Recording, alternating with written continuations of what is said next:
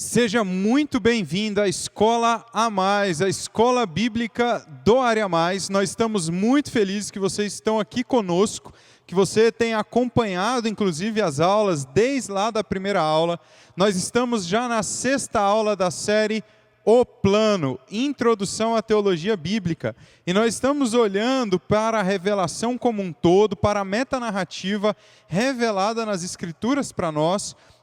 E essa metanarrativa envolve o plano de Deus para salvar para si pecadores, como eu e você.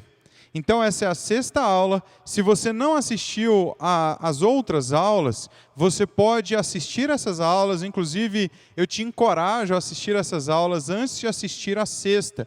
Por quê? Porque assim como a narrativa bíblica tem uma sequência progressiva, uma revelação progressiva do plano de Deus, essa aula também é uma exposição progressiva desta revelação. Então, aqui embaixo, na descrição desse vídeo, tem o link para as outras aulas, das aulas de 1 a 5. Então, corre lá, assiste e vem conosco, volta para essa aula de cá.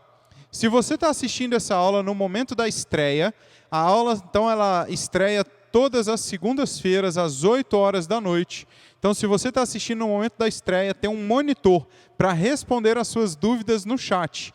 Fique à vontade, sinta-se bem à vontade para colocar suas dúvidas, fazer suas perguntas no chat, aqui ao lado, porque nós estaremos lá para responder.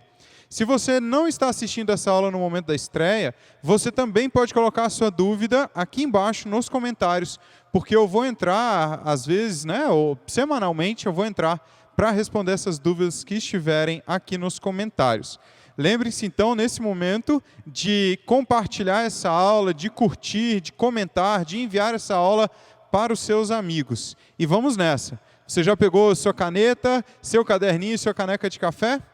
Vamos lá. Então, nessa aula, nós estamos olhando para o 6º ato para o 6º ato não, para o 3º ato dos 4 atos que nós entendemos ou enxergamos na Bíblia. Então, essa 6ª aula se chama a redenção. Nós vamos olhar, então, para o 3º ato. Como você pode ver, nós já olhamos para a criação, olhamos para a queda e para os efeitos da queda, e olhamos também para a redenção, que foi anunciada desde o Antigo Testamento. E agora nós olharemos hoje para a redenção consumada. Um nome alternativo para essa aula seria Está consumado, a última fala de Jesus Cristo na cruz. A redenção está consumada. Vamos olhar para ela, mas antes disso, antes de olharmos de fato para a redenção, vamos relembrar o que nós já vimos até agora. Nós já vimos que a criação, a geração de todas as coisas aconteceu por Deus. Todas as coisas foram criadas por Deus, ex nihilo, do nada. Então, no princípio, Deus criou todas as coisas. Nós vimos que Deus criou o homem com objetivos bem específicos, com funções bem definidas e com uma característica única, que era a imago Dei, o homem portador da imagem e semelhança de Deus. Mas o homem se rebelou contra Deus e escolheu desobedecê-lo, escolheu não cumprir com o que Deus havia ordenado que o homem cumprisse, e o homem caiu, ele peca. Então essa queda é a degeneração das relações entre os seres humanos e Deus, entre os seres humanos e entre si, e entre os seres humanos e o restante da criação. Nós chamamos isso então de degeneração. Mas nós vimos que Deus não fica quieto, Ele não se satisfaz com essa situação, e Ele anuncia que Ele providenciará um plano de regeneração, ou um plano de redenção. E nós vimos na aula passada o anúncio dessa redenção lá no Antigo Testamento. Hoje nós vamos olhar para a redenção em si. Sabemos que essa redenção, ela acontece por meio de Jesus Cristo. Nós vimos isso na primeira aula. Jesus Cristo e a sua obra, o Evangelho, são o ponto de partida e o alvo para a compreensão de toda a narrativa bíblica. A pessoa de Jesus, toda a narrativa bíblica aponta para a pessoa de Jesus e para a obra de Jesus Cristo. Nós vimos ainda lá na primeira aula que toda a Escritura aponta para a obra de Jesus Cristo e que Jesus Cristo é o cumprimento das promessas do Antigo Testamento. Mas surge uma pergunta: se Jesus Cristo é o cumprimento das promessas que Deus fez desde Eva, ou desde a queda para Eva, o cumprimento das promessas que Ele faz quando Ele faz as suas alianças com o povo, por que os judeus não o reconheceram? De fato, os judeus não reconheceram Jesus como o Messias. E a pergunta é por quê? Para a gente responder essa pergunta, nós precisamos entender quem era o Messias esperado. O Messias, de fato, ele já havia sido anunciado nas Escrituras, no Antigo Testamento, mas quem era esse Messias esperado pelos judeus? Bom, esse Messias esperado tem algumas características e nós vamos vê-las agora. Esse Messias era alguém que chegasse repentinamente, eles esperavam alguém que chegasse repentinamente, demonstrando força e poder, como um representante militar ou político. Eles esperavam um Messias que fosse chegar metendo o pé na porta, que fosse chegar dominando politicamente e economicamente, demonstrando força e poder. Eles esperavam também alguém que restabelecesse a terra prometida, ajuntando o seu povo disperso, expulsando os romanos e os outros inimigos. Alguém que fosse estabelecer de fato um reinado terreno e estabelecesse esse reinado terreno pela força, em uma referência muito parecida com o que Davi fez, conquistando a terra, reconquistando a terra, vencendo os inimigos. Eles esperavam também alguém que restaurasse Jerusalém e o templo com insuperável esplendor. Além disso, eles esperavam, por último, alguém que instaurasse o governo glorioso como um príncipe davídico que governaria Jerusalém. Perceba então que essa era a expectativa messiânica. Agora, se você já leu os evangelhos e se você já viu o que Cristo falou, inclusive depois do que Cristo falou, que os apóstolos escreveram, ou os escritores bíblicos escreveram na Bíblia, você sabe que tudo isso foi cumprido. Mas tudo isso foi cumprido de uma forma um pouco diferente. Ou, um pouco diferente é eufemismo, né? Foi cumprido de uma forma muito diferente do que era esperado pelos judeus daquela época. De fato, Jesus instaura um reino. De fato, Jesus governa. De fato, Jesus derrota as forças do mal. Mas a forma como ele faz isso é completamente diferente da forma como os judeus esperavam que ele fizesse isso. Não é de se estranhar, então, que Jesus tenha sido desprezado pelos judeus. Não é de se espantar que, se essa era a expectativa que os judeus tinham acerca da vinda de Cristo, que os judeus não compreendessem um Cristo, um Messias, que nascesse de forma humilde de Maria, um Messias que fosse filho de carpinteiro, como muitas vezes é falado. Bom, esse não é Jesus, filho de José, o carpinteiro? Perceba então que era esperado. Mas, inclusive, a rejeição de Jesus pelo seu povo também já havia sido prevista em Isaías 53:3, acerca do verdadeiro Israel, que na verdade, de fato, é Jesus Cristo. Ele escreveu: foi desprezado e rejeitado pelos homens, um homem de dores, experimentado no sofrimento, como alguém de quem os homens escondem o rosto, foi desprezado, e nós não o tínhamos em estima. A rejeição de Jesus pelo seu povo, e o que de fato aconteceu quando João diz, veio para os seus, mas os seus não o receberam, já havia sido prevista e realmente se cumpriu. Mas se Jesus então não é o cumprimento, ou ele é o cumprimento das promessas, mas se ele não é de fato aquilo que havia sido esperado pelos judeus, quem era Jesus? Todas as promessas e as profecias se cumprem em Jesus Cristo, mas quem era Jesus? Jesus não era o líder militar e político esperado, mas é rei, o leão e o cordeiro, 100% Deus e 100% homem. E no final dessa frase que eu coloquei para vocês, que vocês podem ver aqui, existe algo que quebra as nossas cabeças. né? Algo que não é tão racional assim, mas como diz Jonas Madureira, um teólogo brasileiro, essa compreensão é suprarracional.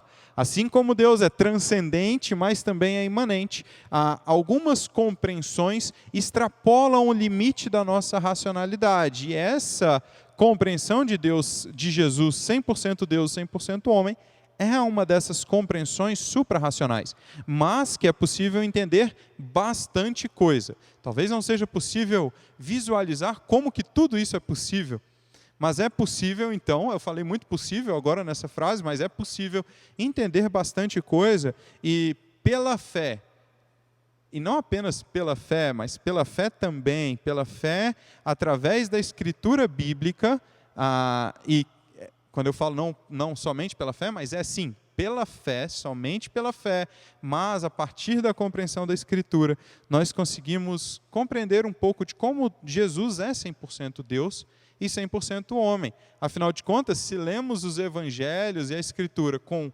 honestidade, com interesse, com o coração aberto para o que ela tem a nos ensinar, é impossível negar essas duas coisas. Vamos olhar um pouquinho então para a divindade de Jesus. A divindade de Jesus é um dos temas mais claros no Novo Testamento. Nós vamos olhar para como é que nós podemos enxergar isso no Novo Testamento. A primeira coisa que nós temos certeza é que Jesus tinha autoconsciência da sua divindade. Jesus sabia que era o Filho de Deus. Mateus 11, 27 diz: todas as coisas me foram entregues por meu Pai.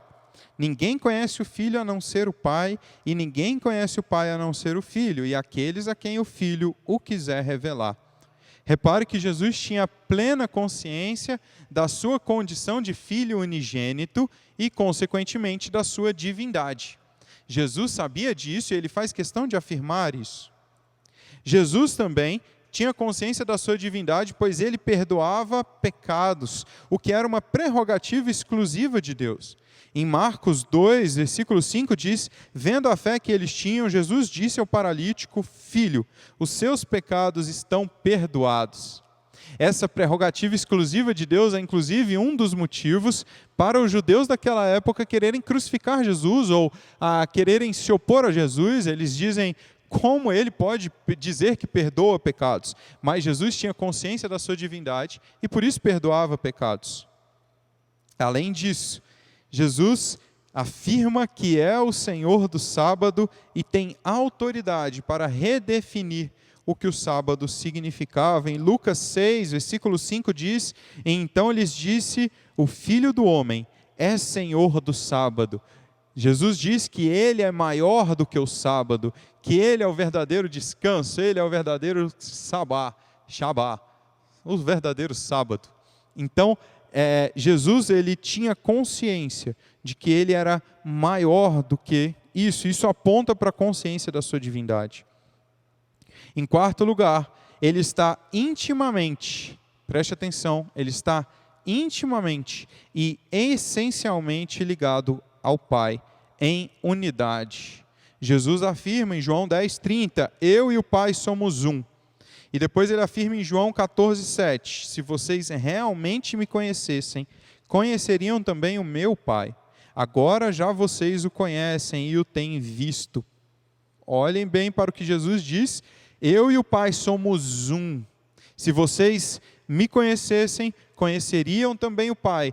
Posto que vocês me veem, vocês também veem o Pai. A unidade, a ligação íntima e essencial, ainda que sejam pessoas diferentes. Lembrem-se do que nós vimos na nossa segunda aula acerca da Trindade, acerca da economia da Trindade, inclusive. Em quinto lugar, Jesus tem consciência da sua divindade, porque ele reivindica poder sobre a vida e a morte. Em João 11, 25, 26, num episódio muito conhecido, diz assim, disse-lhe Jesus, eu sou a ressurreição e a vida, aquele que crê em mim, ainda que morra, viverá, e quem vive e crê em mim, não morrerá eternamente. Você crê nisso? Jesus Cristo reconhece que ele tem poder, ele reivindica poder sobre a vida e sobre a morte. E o único que poderia fazer isso era Deus. Mas não apenas Jesus Cristo reconhece isso dele mesmo, mas os apóstolos e escritores bíblicos escrevem acerca da divindade de Jesus e reconhecem essa divindade de Jesus. Por exemplo, Paulo entende, reconhece que ele governa todas as coisas, tudo é dele e para ele também. E em Colossenses 1,16 diz: pois nele foram criadas todas as coisas, nos céus, na terra, as visíveis e as invisíveis, sejam tronos, sejam soberanias, poderes ou autoridades, todas as coisas foram criadas por ele e para ele. Paulo, ao olhar para Cristo, ele reconhece que Cristo é o Senhor sobre todas as coisas, é o governante de todas as coisas, é a fonte de todas as coisas e que todas as coisas lhe pertencem. Tudo foi criado por ele e para ele. Em segundo lugar, os apóstolos reconhecem que ele é autoexistente, assim como Deus. Lembrem-se que apenas Deus era autoexistente, nós entendemos isso no relato da criação na nossa segunda aula, mas os apóstolos reconhecem que Jesus também é autoexistente. João, no início do seu evangelho, ele inicia de forma belíssima, apontando para Jesus Cristo, dizendo: no princípio era aquele que é a palavra, ele estava com Deus e era Deus, ele estava com Deus no princípio. Todas as coisas foram feitas por intermédio dele. Sem ele, nada do que existe teria sido feito. Reparem logo no início desses versículos. No princípio era aquele que é a palavra. Ele estava com Deus, mas não apenas isso, ele era Deus. Além disso, os discípulos, os apóstolos, os escritores bíblicos reconhecem que ele é Deus, o justo juiz. Paulo escreve em 2 Coríntios 5,10: pois todos nós devemos comparecer perante o tribunal de Cristo, para que cada um receba de acordo com as obras praticadas por meio do corpo, quer sejam boas, quer sejam más. Perceba que Jesus Cristo também assume para si a posição de juiz, e essa posição de juiz é reconhecida pelos apóstolos. Essa posição de juiz, o justo juiz, como nós já vimos aqui, era mais uma vez algo relacionado apenas exclusivamente é a mesma coisa, né? Mas exclusivamente a Deus. Não apenas Jesus reconhece que ele é Deus, mas os seus apóstolos e os escritores bíblicos também reconhecem que ele é Deus. Se você lê o início de Hebreus, é maravilhoso como o autor de Hebreus escreve isso, reconhece a divindade de Cristo logo nos seus primeiros capítulos, logo nos seus primeiros versículos. Além disso, há um nome atribuído a Deus no Antigo Testamento, que também é atribuído a Jesus Cristo no Novo Testamento. Nós vimos esse nome aqui, nós vimos a explicação acerca desse nome na aula passada: Yahweh, Yahweh ou Adonai, Deus meu, Senhor meu. Esses dois nomes que dizem respeito a Deus, e principalmente essas 4 letrinhas YH, WH, que falam acerca do nome próprio de Deus. E lembrem-se que esse nome próprio de Deus tem questões muito específicas, ele diz coisas muito específicas acerca de Deus. Também é atribuído a Jesus Cristo. Atos 20, 21 diz: testifiquei, tanto a judeus como a gregos, que eles precisam converter-se a Deus com arrependimento e fé em nosso Senhor Jesus. Mas nós temos ainda algumas evidências da divindade de Cristo. Eu gostaria de enfatizar, vocês estão vendo que eu estou enfatizando a divindade de Cristo. Por quê? Ao longo da história, as oposições ao cristianismo e as oposições à vida e à obra de Jesus Cristo, muitas vezes estão relacionadas ao questionamento da sua divindade, ou ao questionamento da sua humanidade, da sua característica 100% humana também. Então nós olharemos para essas duas características e entenderemos que o cristianismo apenas é possível se compreendemos que Jesus é 100% homem e 100% Deus. Mais algumas evidências da divindade de Cristo: as obras da criação são atribuídas a Jesus, em Hebreus 1:10.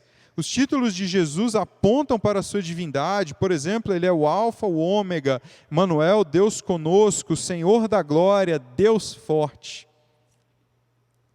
Em terceiro lugar, a Bíblia declara a sua pré-existência e a sua eternidade. Em quarto lugar, ele é adorado como Deus. Em Hebreus 1:6 diz: e ainda quando Deus introduz o primogênito no mundo, diz: todos os anjos de Deus o adorem. Entenda então que Jesus ele é adorado, e se ele não era Deus, ele não poderia ter sido adorado. A Bíblia não poderia referendar uma adoração a Jesus Cristo se Jesus Cristo não fosse de fato Deus. Porque você conhece o primeiro mandamento, não conhece? O primeiro mandamento diz que nós devemos amar a Deus e somente a Deus. Então, Jesus é adorado e ele reconhece isso, ele aceita isso. E essa é mais uma demonstração de que ele se reconhece, que ele sabe que ele é Deus. Além disso, o plano de redenção, Jesus precisava ser Deus. Se Jesus não fosse Deus, ele não seria capaz de cumprir o plano de redenção. Ele não seria capaz de expiar o pecado de valor infinito contra o Pai. Afinal de contas, se ele fosse homem, essa expiação nunca seria completa, não é mesmo? Ainda que o nosso pecado possa parecer aos nossos olhos pequeno, ele tem um valor e uma ofensa infinita para Deus. Ele é um pecado que ofende demais a Deus, exatamente pelo caráter santo e puro de Deus. A santidade de Deus é tão grande, afinal de contas é um atributo a quem Ele é, que o nosso pecado, por mais que você aí ache que o seu pecado é muito pequeno, ele é extremamente ofensivo para Deus. Então, para Jesus expiar o pecado, um pecado absurdo, um pecado extremamente ofensivo, ele precisava ser Deus. Além disso, ele resiste à ira de Deus de forma redentiva. Pensem, a ira de Deus foi derramada sobre Jesus Cristo no nosso lugar e ele resiste a essa ira. Ele só pode ser Deus para resistir a essa ira. Mas vamos olhar para o outro lado. Vamos olhar para a humanidade de Cristo. Jesus era 100% Deus, mas era 100% homem. Você crê nisso? Escreve aí no chat. O que você acha disso até agora? O que você acha da divindade de Deus, de Jesus Cristo, que nós conversamos até agora?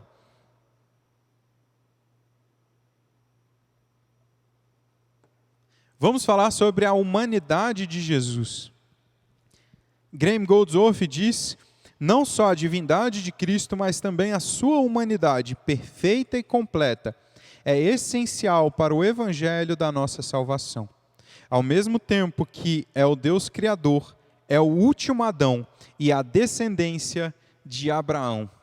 Para que o evangelho de fato se concretizasse, para que a obra de Deus fosse executada, Jesus precisava ser homem. Adão foi o primeiro cabeça da raça humana e fracassou. Por conta dele, toda a raça humana foi corrompida. Adão era o nosso representante. Agora, o último Adão surge como novo cabeça da raça humana, cumprindo perfeitamente tudo o que precisaria cumprir. Onde Adão fracassou, Cristo resistiu, ele foi tentado, mas ele não caiu. Jesus Cristo não pecou. E por que isso tem valor? Por que isso é importante? Porque Cristo era homem. Ele foi igualmente tentado, mas venceu. Assim como Adão era o nosso representante, toda a raça humana caiu por conta de Adão. Cristo é o nosso representante, e mais, ele é o representante perfeito.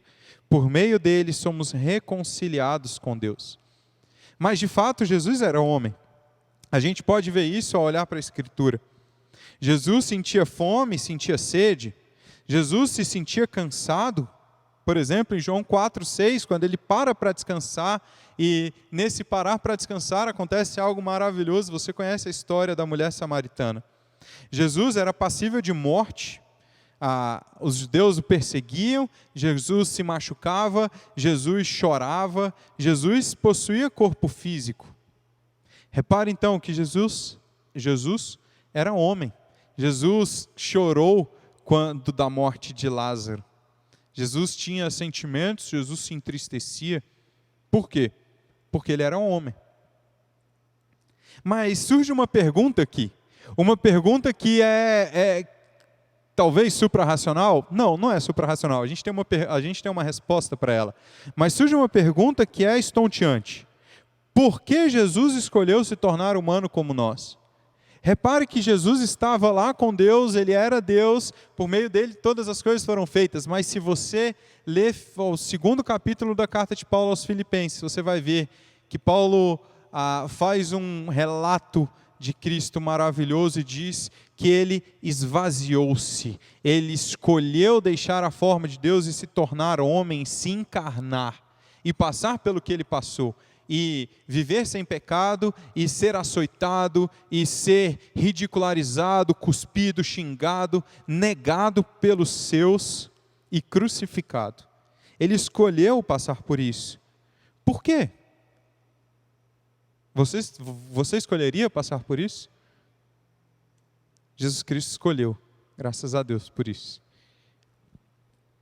Por que Ele escolheu passar por isso? Vamos olhar para 5 respostas para essa pergunta, que não são excludentes, mas que são complementares. Jesus escolheu se encarnar e o Pai determinou isso. Há uma obra pensada pelo Pai, o Evangelho é o Evangelho de Deus. Mas por quê? Em primeiro lugar, a encarnação de Jesus era uma revelação de Deus para os homens. Jesus é a imagem do Deus invisível. Por intermédio de Jesus, Deus revela-se à humanidade em figura e forma humanas. Jesus era o anúncio, a representação, a revelação de Deus para os homens. Ele é a imagem do Deus invisível. Então, Jesus escolhe se tornar homem, se encarnar para demonstrar, para ser a imagem de Deus. Ele é uma revelação de Deus. Mas Ele também escolhe se encarnar, Ele também escolhe se tornar homem, porque Ele é o sacrifício pelo pecado. Pensem, Jesus não poderia morrer por nós como Deus não encarnado. Ele vive como homem, sofre e morre em nosso lugar. Então pode se tornar um sacrifício perfeito, Ele pode se tornar o nosso substituto. Apenas se Jesus fosse homem, Ele poderia ser o sacrifício perfeito. Ele vive como homem, sofre e morre em nosso lugar. E aqui eu quero fazer um parênteses. Jesus vive, é tentado, Jesus sofre em nosso lugar. Ele conhece as tentações que nós enfrentamos. Ele conhece o sofrimento que nós enfrentamos. E é exatamente por isso que nós podemos contar com Ele como nosso intercessor fiel. Ele não está alheio ao nosso sofrimento, Ele não está alheio às nossas dificuldades, porque Ele passou por elas, mas porque Ele venceu, capacitados pelo Espírito Santo, que é o Espírito que ressuscitou Cristo, nós podemos vencer também. Ele é o nosso substituto. Isso que eu acabei de falar ainda vai rolar na aula, é um assunto para a aula, mas é porque, sabe como é que é? Eu me empolgo. Mas Ele também é o nosso substituto, e apenas Ele sendo homem poderia ser o nosso substituto. Em terceiro lugar, Ele é o nosso representante, assim como Adão foi o nosso representante. Era preciso que Jesus assumisse a natureza humana para poder nos representar, sem pecar. Como Adão era o representante do homem e pecou e caiu, Jesus precisava assumir a natureza humana para representar a raça humana e viver sem pecado. E cumprir as exigências da lei, e cumprir aqueles requisitos de relacionamento. Lembrem-se da aula passada, Deus anuncia uma série de requisitos de relacionamento para um povo que já era seu. Jesus cumpre todos os requisitos desse relacionamento. Ele cumpre todos esses requisitos de relacionamento. Além disso, em quarto lugar, Ele se identifica com o ser humano, pois sofreu como nós e foi tentado, para que pudesse interceder por nós. Eu já dei um spoiler, há 2 slides eu me empolguei e acabei falando isso também. Isaías diz, homem de dores, experimentado no sofrimento. Jesus foi alguém que foi tentado, sofreu, Ele escolheu experimentar o sofrimento, e por isso Ele pode interceder por nós. Ele não é alheio ao nosso sofrimento. Pelo contrário, Ele experimentou os piores sofrimentos. Ele escolheu a pior morte. Ele foi açoitado, ele foi crucificado. Ele sabe o que é sofrer. Confie nele como seu intercessor. Conte os seus sofrimentos, conte as suas angústias para ele. Ele sabe do que você está falando e ele se compadece da sua angústia. Além disso, ele é o nosso exemplo perfeito de ser humano. Até hoje só existiu um homem perfeito. Quando nós pecamos, nós nos tornamos mais humanos. A queda não nos afastou de Deus e nós nos tornamos mais humanos, mas nós nos tornamos menos humanos. Como nós éramos antes da queda, ou como Adão e Eva, especificamente eram, antes da queda, era um exemplo de humanidade. Entretanto, após a queda, a humanidade foi corrompida. E quando a gente fala de humanidade, a gente está dizendo do propósito da criação, do propósito da coroa da criação, que é o ser humano. Quando o homem peca, quando nós pecamos, nós vivemos em um afastamento da nossa função original, do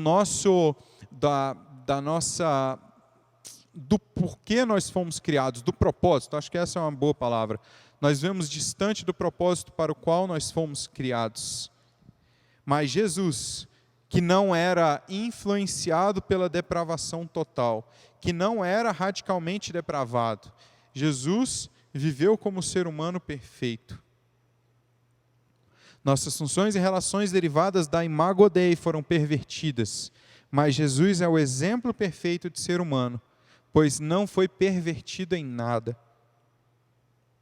Então, esse é Jesus. Você, se não o conhece ainda, você está conhecendo Jesus Cristo. Você acabou de conhecer quem Jesus é. Você conheceu algumas coisas sobre Ele, é evidente que você não conheceu tudo sobre Ele. E eu te encorajo nesse momento, se você está passando por esse processo de conhecimento de Jesus Cristo, declare o seu amor por Ele, pois quanto mais nós amamos, mais nós conhecemos. E quanto mais nós conhecemos, mais nós nos surpreendemos com quem Ele é. E mais nós o amamos também. Mas Jesus, ele não veio aqui à toa. Jesus, como dizem por aí, não veio a passeio. Ele veio para cumprir algumas coisas. Jesus, então, cumpre os seus papéis. E nós olharemos agora para os ofícios de Cristo. Para quem Cristo é.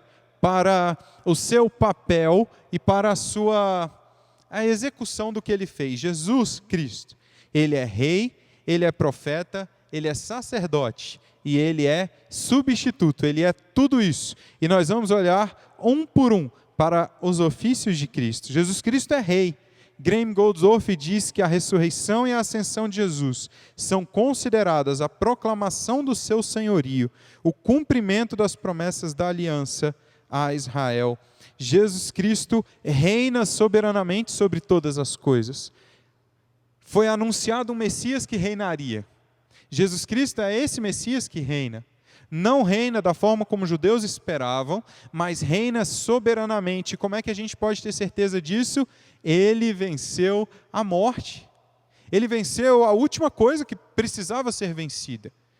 Todas as coisas, então, foram colocadas aos pés de Jesus Cristo. Ele se assentou no trono e reina e governa todas as coisas estão abaixo do senhorio de Cristo. Além disso, ele é o verdadeiro profeta. Jesus anuncia o reino de Deus ao anunciar juízo e salvação. Vocês se lembram do que os profetas faziam? Os profetas anunciavam o juízo de Deus para aqueles que estavam descumprindo a aliança, mas eles também anunciavam salvação. Eles anunciavam uma mensagem de consolo, e nós lemos aqui Isaías 40, versículo 1, consolem, consolem, ó Sião. Então, Jesus Cristo, ele anuncia o reino de Deus, ele anuncia o juízo para aqueles que não creem nele, mas ele também anuncia salvação, ele anuncia esperança, ele anuncia a vida eterna, ele anuncia o reino de Deus. Jesus é o verdadeiro profeta. Mas ele também é o sumo sacerdote e o sacrifício perfeito. E eu até me arrepio para falar desse ofício de Cristo. Eu vou beber uma água. Bebe uma água aí também. Você está gostando? O que você está achando? Obrigado, bro. Gesi está gostando. A Bruna também. Vocês sabiam que o Gesi e a Bruna, que estão aqui, noivaram na semana passada? Deem os parabéns aí para eles no chat. Vão viver uma fase nova, surpreendente aí. Que Deus os abençoe, meninos. Demais. Muito bom, depois dessa parte aqui, vamos voltar. Eu falei que eu ia beber uma água, mas eu nem bebi água, nem parei de falar, né? Muito bom, vamos nessa. Jesus, ele também é o sumo sacerdote e o sacrifício perfeito. Hebreus 4:14 diz, portanto, visto que temos um grande sumo sacerdote que adentrou os céus, Jesus, o Filho de Deus. Mas Hebreus 9:12 também diz, não por meio do sangue de bodes e novilhos, mas pelo seu próprio sangue. Ele entrou no lugar santíssimo, de uma vez por todas, e obteve eterna redenção. Vocês se lembram qual que é o objetivo do sacerdote? O sacerdote era aquele que fazia a mediação do povo com Deus.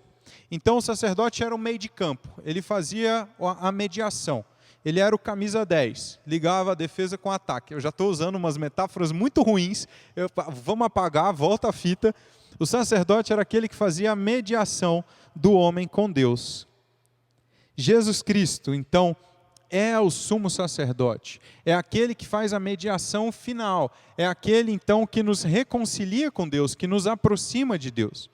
Mas o sacerdote, ele também era aquele que, para fazer a mediação, ele era aquele que oferecia os sacrifícios, que levava o sacrifício. O sacrifício era aquilo que expiava os pecados. E nós vamos falar um pouquinho sobre expiação.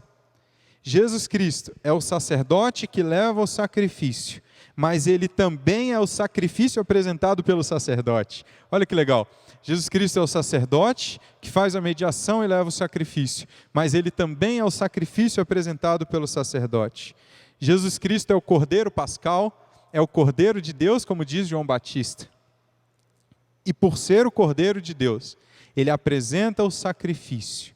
Ele é apresentado como sacrifício. E o seu sangue derramado naquela cruz, não como sangue de bodes e ovelhas, mas um sangue real, um sangue imaculado, o sangue do perfeito, nos lava, nos limpa de uma vez por todas e obtém eterna redenção. Desculpa, estou me empolgando. Jesus, então, ao apresentar o sacrifício expiatório perfeito, ele nos redime, ele nos substitui. Jesus é o substituto, é aquele que substitui a nós na condenação. Mas nós ainda vamos falar um pouquinho sobre isso.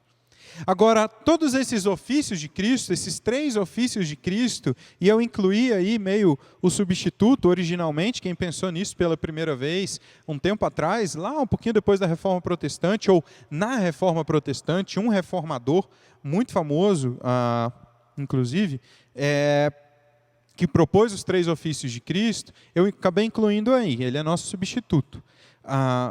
Mas olhem que legal, ele é tudo isso ao mesmo tempo. Jesus, ele não é uma coisa de cada vez, ele é tudo isso. Inclusive, alguns teólogos não gostam dessa divisão dos 3 ofícios de Cristo, porque muitas vezes nós seccionamos a obra de Cristo, e esse não é o objetivo de forma nenhuma.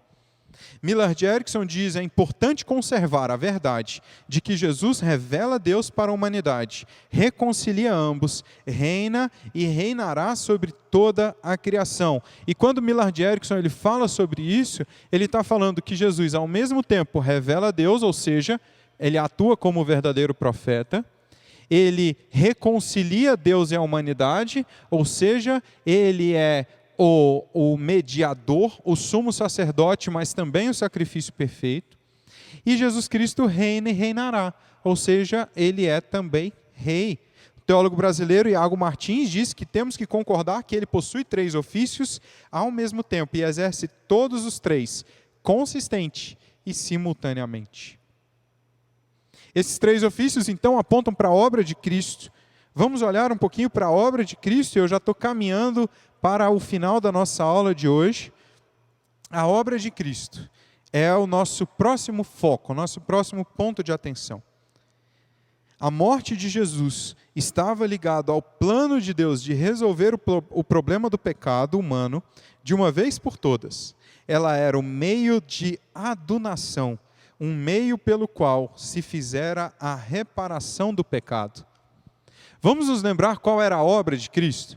Qual era o plano de Deus? Deus, então, após a queda do homem, tinha um plano, que era reconciliar consigo todas as coisas. Ele, então, não se contentou em ver um homem degenerado, afastado, mas ele tinha o plano de salvar para si, para a sua própria honra e glória, homens pecadores, como eu e você. E ele traça esse plano. Jesus, então, executa esse plano, cumpre esse plano, e essa é a obra de Cristo. Realizar a reconciliação, realizar a adunação. Ele é o meio de adunação, que faz, então, a reparação pelo pecado. O que é a adunação?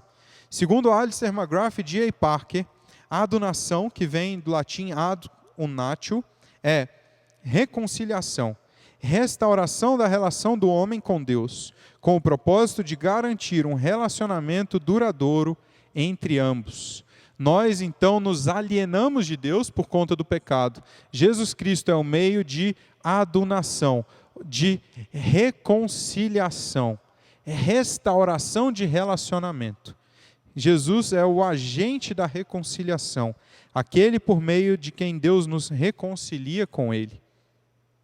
E essa reconciliação, ela não acontece de graça, ela tem, como Deus é um Deus justo, existe um preço a ser pago por essa reconciliação. Jesus paga esse preço e a isso nós chamamos de expiação.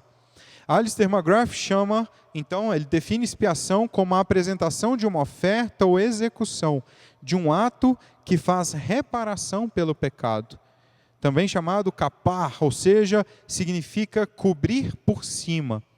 Jesus Cristo é a oferta apresentada que cobre os nossos pecados, que faz a reparação pelos nossos pecados. Jesus Cristo é a condenação que deveria vir sobre eu, sobre mim e sobre você também. Ele sofre essa condenação e ele então executa a expiação. Nós chamamos o sacrifício de Cristo de sacrifício expiatório. E ele faz isso então por meio da propiciação. Inclusive, expiação e propiciação têm significados parecidos, na sua essência querem dizer coisas diferentes, mas os seus significados se misturam quando nós compreendemos então a ação de Deus, a ação de Jesus Cristo. Propiciação é a apresentação de uma oferta que reconstitui a relação de uma pessoa com a outra, a quem ela ofendeu. É um ato que torna propício o relacionamento. A propiciação é uma oferta derramada que torna a reconciliação propícia. E então é possível a partir da expiação. Mas como é que essa oferta é derramada, ou como é que esse sacrifício é realizado? O que esse sacrifício significa? Esse sacrifício significa algo que nós chamamos de substituição penal. Substituição penal é o ato de Cristo morrer em favor dos pecadores e no lugar destes pecadores. Quando nós falamos sobre substituição penal, nós estamos dizendo que Cristo legalmente, juridicamente, nos substitui no cumprimento da pena.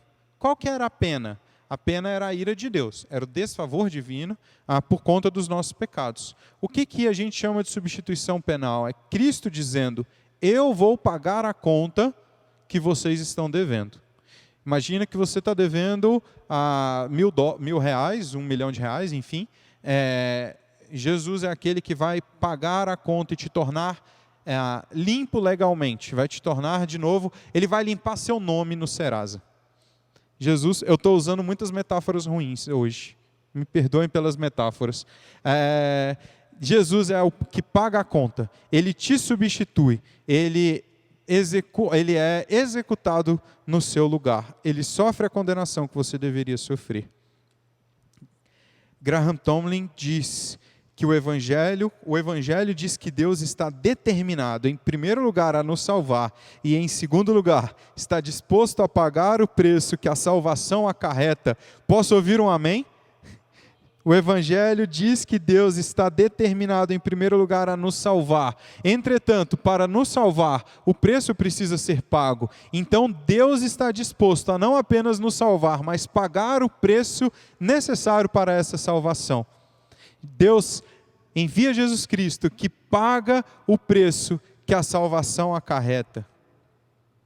Pela reconciliação, a hostilidade entre Deus e a humanidade é abolida e dá lugar a uma nova relação de paz e harmonia. Cristo, e Cristo somente, é o mediador entre Deus e a humanidade, porque Cristo é aquele que paga a nossa conta, é aquele que nos reconcilia, que paga o preço, que sofre a condenação. Então, a partir do sacrifício de Cristo, nós somos declarados justos. Mas como assim? Como eu e você, tão pecadores, eu estou te incluindo nesse bolo, como nós, tão pecadores, tão iníquos, tão sujos. E se você ainda não se deparou com o seu pecado, eu te aconselho a assistir às últimas aulas, a aula número 3 e 4, para você perceber o quanto que nós somos pecadores. Mas como eu e você, tão pecadores, podemos ser declarados justos? É isso que nós vamos olhar a partir de agora, nessa última parte, nesse sprint final. Eu sei que a aula hoje está mais longa, mas fica aí comigo. Paulo escreve sobre isso no início do capítulo 5 da sua carta aos Romanos. Ele diz: tendo sido, pois, justificados pela fé, temos paz com Deus, por nosso Senhor Jesus Cristo, por meio de quem tivemos acesso pela fé a esta graça na qual estamos firmes, na qual agora estamos firmes. Paulo já dá o papo aqui, ele já fala o que é, como é que nós somos declarados justos. Nós somos justificados pela fé. Nós somos declarados justos pela fé. Nós temos acesso a Deus pela fé, ou acesso a esta graça pela fé. E a isso nós chamamos de justificação pela fé, ou doutrina da justificação pela fé. A doutrina da justificação pela fé é muito cara para o cristianismo, ela é muito valiosa para o cristianismo. Nós somos salvos por meio da fé. Da fé em quem? Da fé em Jesus Cristo. Jesus diz: eu sou o caminho, a verdade e a vida, ninguém vai ao Pai senão por mim. Por meio da fé em Jesus Cristo, nós somos declarados justos. Graham Tomlin diz que a doutrina da justificação diz respeito à forma pela qual a relação entre os seres humanos pecadores e Deus é restaurada. Essa relação é restaurada por meio da fé. Louis Berkhof, um teólogo sistemático que desenvolveu uma teologia sistemática, define justificação assim como ato judicial de Deus no qual ele declara, com base na justiça de Jesus Cristo, que todas as reivindicações da lei são satisfeitas com vistas ao pecador. E essa definição é complexa.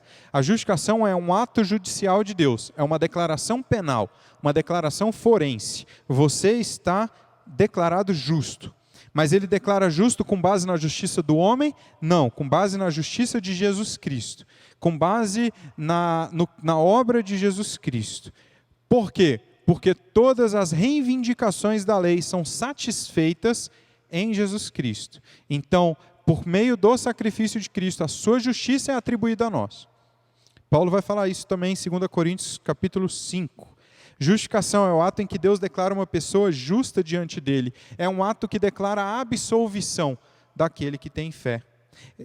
N.T. Wright, um teólogo britânico, diz que a declaração de Deus na qualidade de juiz de todo mundo, de que alguém está correto, justo, apesar do pecado universal.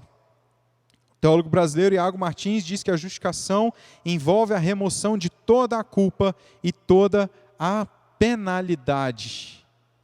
Deus, então, a partir da justificação do pecador, declara ele absolvido, livre da culpa, livre da penalidade. Efésios 2, 8 e 9, Paulo nos diz: pois vocês são salvos pela graça, por meio da fé, e isso não vem de vocês, é dom de Deus, não por obras para que ninguém se glorie, Paulo reafirma que nós somos salvos por meio da fé. Isso não vem de nós, não vem das nossas obras. E isso é uma demonstração da graça de Deus, do favor imerecido de Deus, de como Ele é um Deus gracioso. Graham Tomlin vai dizer que a redenção é possível como dom divino. Não é algo que possamos conquistar por conta própria, mas sim que precisa ser feito por nós. A salvação, a justificação é pela fé, porque é um dom de Deus. A própria fé é um dom de Deus. Graham Tomlin ainda vai dizer que a justificação é a experiência cristã de ser aceito por um Deus que perdoa o pecado e a rebeldia do indivíduo, não por conta das suas próprias obras, mas por causa do que Cristo fez por ele, e não pelo que o indivíduo pode fazer por Cristo ou por si mesmo. A justificação pela fé é a declaração de justiça, mas de uma justiça de Cristo. Martim Lutero fala sobre essa justificação pela fé. Ele diz: por esta maneira, portanto, a alma é justificada somente pela fé, sem as obras, a partir da palavra de Deus. É santificada, tornada verdadeira, pacificada, libertada e repleta de todo bem, e se torna verdadeiramente filha de Deus. Ele escreve isso no Tratado de Liberdade Cristã. Repare que nós somos declarados justos pela fé, e eu quero agora falar especificamente com você nesses próximos 2 minutos. Retire do seu peso, ou retire das suas costas, o peso de querer agradar a Deus por meio das suas obras. Você é salvo por meio da fé. Se prostre diante de Jesus Cristo. Se prostre diante dele, corra até ele. O fardo dele é leve, o jugo dele é suave. Apenas creia. Creia em Jesus Cristo e você é declarado justo diante de Deus. Você é declarado livre da condenação. Mas sabe, isso não quer dizer que você vai viver por conta disso uma vida de libertinagem. Pelo contrário, a liberdade que há em Cristo Jesus por meio da santificação pela fé também nos habilita a sermos santificados. A justificação pela fé, como Martim Lutero diz, vem junto com a santificação. Vem junto com uma liberdade para agradar a Deus. Vem junto com uma liberdade da escravidão do pecado. Vem junta a justificação pela fé, vem acompanhada de todo o bem e vem acompanhada da adoção. Ela é acompanhada por outros aspectos graciosos, como a regeneração, a adoção, a vida eterna e a santificação. Deus transforma pecadores em justos, mas não somente isso, em filhos, em santos, em pessoas separadas do pecado. Para terminar, eu quero trazer essa citação do Kierkegaard, que diz: Deus cria do nada. Maravilhoso, você diz. Sim, é claro. Mas Ele faz algo ainda mais maravilhoso. Transforma pecadores em santos. Eu aumentaria isso aqui e diria: Ele transforma pecadores em santos, mas transforma também pecadores em filhos, transforma pecadores em pessoas justas. Jesus Cristo, Deus, por meio de Jesus Cristo, transforma pecadores em seus agentes de reconciliação. Mas como eu disse, isso é assunto para a aula que vem. Não perca a aula que vem. Eu estou muito empolgado pelo que Deus vem fazendo através de nós, por meio dessas aulas. Então, se você gostou dessa aula, deixa seu comentário aqui no chat, converse conosco. Se você tem dúvidas, nós estamos aqui para responder as suas dúvidas. Fique com Deus, que Deus abençoe a sua semana e até segunda que vem, ou melhor, até sábado, porque sábado tem área a mais. Valeu!